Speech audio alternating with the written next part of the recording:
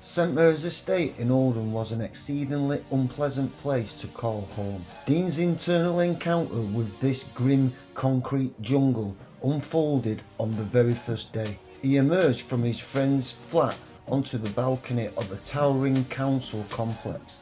The balcony extended along the street before sharply turning to the right. As the balcony turned, it transformed into a dimly lit, sheltered area where a group of young men lingered, casting shady shadows. Dean was 18 years old at the time. It was the 1990s and gang culture in Manchester was at its all-time high.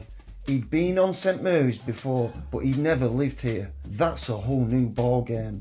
Although Dean was a hard bastard and didn't give a fuck, he still had his problems like everyone else around him. Dean had been addicted to heroin for the last 18 months, and that painted a target on your back on estates like this one. Drugs were the reason Dean were in this predicament. After he got kicked out of his mum's, he ended up on this concrete hellhole. Now Dean had new problems, as well as dealing with drug dealers trying to rip him off and dickheads jumping in trying to tax him up. He also had to rob shit to feed his drug habit and deal with the police when it was necessary. The chaos never seems to end for Dean, and now St Mary's Estate was about to push Dean to his limits. Dean commenced his journey down the balcony towards the sheltered section. However, as he ventured into the sheltered area, a barrage of young men blocked his path. In a bewildering turn of events, they swiftly closed in on Dean, launching a barrage of kicks and punches from every conceivable angle, eventually forcing him to the ground. Now immobilised on the ground, Dean found himself beneath the weight of one of the young men, who wielded a hunting knife. The aggressor pressed the blade menacingly against Dean's face, issuing a chilling threat to turn his face into a street map. Trapped and vulnerable, Dean struggled against his assailants, the guy with a knife leaning in perilously close and taunting Dean, "I'm going to cut your ear off." In a desperate act of self-preservation, Dean impulsively headbutted his tormentor squarely in the nose. The assailant recoiled in agonising pain, releasing his hold on Dean, and in the chaos, the other assailants relinquished their grip as well. Dean swiftly regained his footing and ran at his attackers, his mind overwhelmed by a single howling thought: "I'm gonna get stabbed, I'm gonna get stabbed." Dean fought his way through the assailants and swiftly turned right down the balcony, making a desperate sprint for escape. He knew that at the far end of the balcony, a flight of stairs awaited, leading down to the street where he shared a flat with his friend.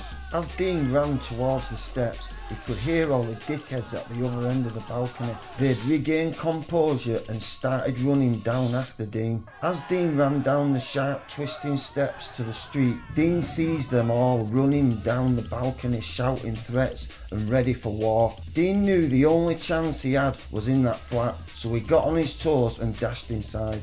Once inside the flat, Dean slammed the door shut and paused in the hallway, attempting to process the chaotic ordeal he had just endured.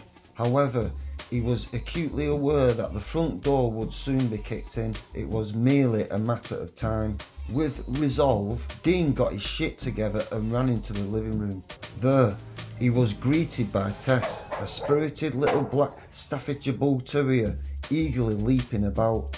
Dean retrieved a baseball bat from under the sofa, then rushed into the kitchen where he boiled the kettle and poured a generous amount of salt into the boiling water. Armed with a kettle filled with boiling hot salt water and accompanied by his excitable staff bull companion, Dean braced himself for what lay ahead.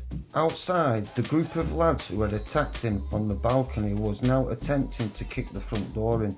Dean closed the living room door to keep Tess from escaping, then moved down the hallway towards the front door. He flung the door open, and as the assailants surged forward, Dean jumped back and hurled the boiling salt water at the first four of them. At the same time, he swung open the living room door, allowing Tess launching a ferocious attack. The lads, terrified and screaming, scrambled to escape, chased out by the relentless dog.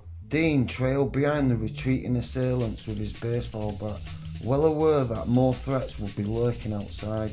Dean ran at the lads one by one, smashing them in the face with his bat. As he encountered each attacker, the dog beat him to the punch, savaging them first, leaving Dean to finish them off with his trusty bat.